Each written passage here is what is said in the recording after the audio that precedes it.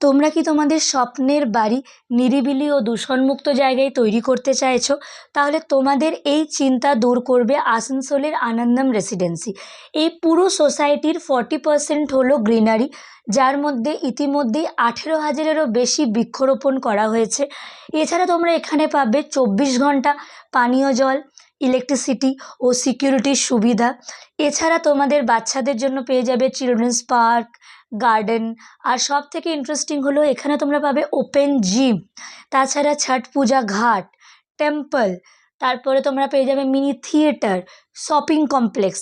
ইতিমধ্যেই এখানে অনেকেই নিজের বসতি গড়ে তুলেছে, simplex, bungalow, duplex, premium, each and everything.